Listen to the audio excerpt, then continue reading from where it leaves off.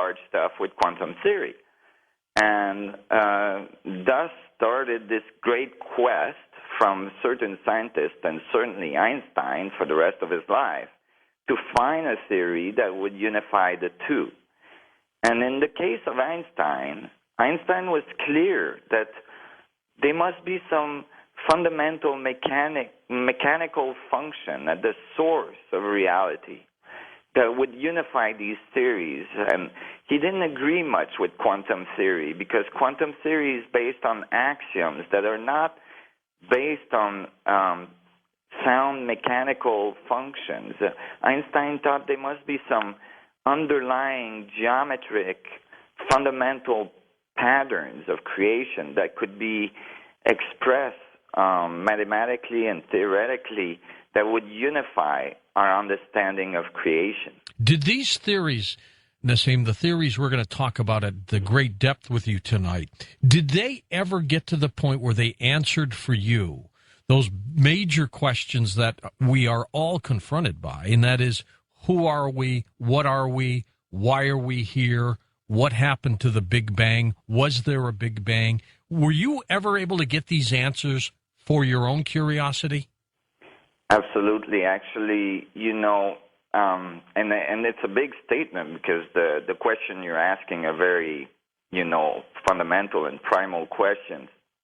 And certainly the way the mathematics and the physics I've been writing and the philosophy that can be extracted from it and so on has answered many of some of the most fundamental questions people have about their existence and what is the universe, how does it work, how did they get to be here, what is consciousness, what is the role of consciousness in reality, and all these questions that we're basically born with. I think from the first instance that we can remember, typically, these questions arise. Sure.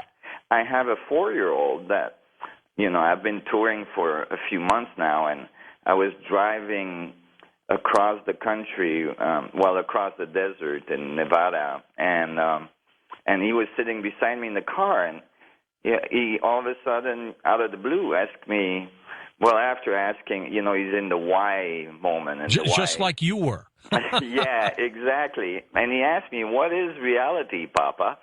And, that kind of took me back. 4 years old? 4 years old. Gosh, he's 54 years ahead of me. I haven't even asked you that one yet. Well, I think these questions arise fairly soon, and I think if the question's there is an answer for it. Absolutely. Mm-hmm. Do you find that now you, of course, a great thinker, but there are a lot of scientists out there, Nassim, who just don't put it all together. No need to mention names, but they don't seem to understand the tie-in between, as you say, consciousness, who are we, what are we, and the rest of the universe. I mean, they're so science-oriented, they don't look at the bigger picture. Yes. Well, I think, that chasm I was talking about between a relativistic equation and quantum theory, I think that's even deeper than that. It's, one predicts infinities and the other one boundary condition. Well, it's a deeper chasm. Typically the scientific world look at things in finite boundaries, linear function, closed system, and the people that are a little more spiritual tend to see things in more like infinite potential, infinite possibilities, and so on. And I think at this time it's important that the two get together, and I think a new level of science is going to emerge from that merging of these two thoughts, but you would be surprised the change that's occurring in the scientific world at this time. It's remarkable. When 15 years ago, when I was going to physics conference, it was so crucial that you never, ever uttered the C word. If you said consciousness in a physics meeting, you'd get ostracized on the spot. Now it's becoming very popular for some of the most advanced physicists and well-known scientists to, do very good research on trying to find where consciousness fits in the picture and how it has an influence on matter and so on. And so there is more and more willingness to look at it, and I think there's quite a bit of openness that's occurring. Nassim, I've got to ask you, and we're going to take a break in about a minute or so, and we'll come right back, but you bring up some incredible things in your DVD series, Crossing the Event Horizon, Rise to the Equation, where you talk about ancient civilizations and, their work. How did they know the incredible things they knew without high technology, assuming they didn't have it? Right. Well, we need a little more time to discuss that. But basically, if you study ancient texts, and as I did, and so did Isaac Newton. Newton spent a lot of time studying ancient texts and ancient civilization long before he wrote stuff on physics.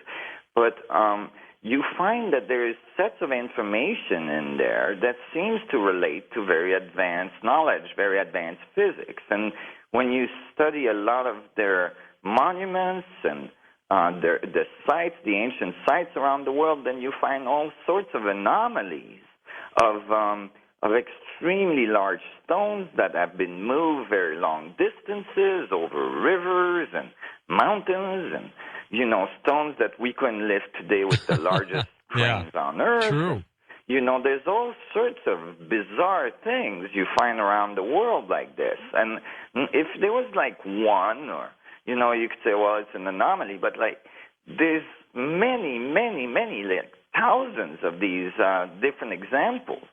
And some of these examples go back now, with new sites that are being found almost 10,000 years ago. And so there's evidence, and I'm going to say this loosely, there's evidence that there was very advanced knowledge on our planet long prior to our written history, and that we may have something to learn about what they left for us at this time. Let's talk a little bit more about that when we come back. Nassim Haramein's website, The Renaissance, and I'll spell it, RESONANCE, theresonanceproject.org. His website is pretty remarkable. So if you haven't had an opportunity to get it, we've also made it easy for you. There's a direct link at ours, coasttocoastam.com. We'll be back in a moment on Coast to Coast AM. I'm George Norrie. With our special guest tonight, Nassim Haramein, as we talk about things going on in the universe. More to come on Coast to Coast AM. And welcome back to Coast. I'm George Norrie. We're with Nassim Haramein. Nassim, if they had this high technology, where do you think they got it? Well, when you look at our universe, and if you do an analysis, not so long ago we thought there would be very low chances for other planets with life out there because we thought there was not much water around in our universe. And, water is one of the fundamental building blocks for life to emerge, at least life the way we know it.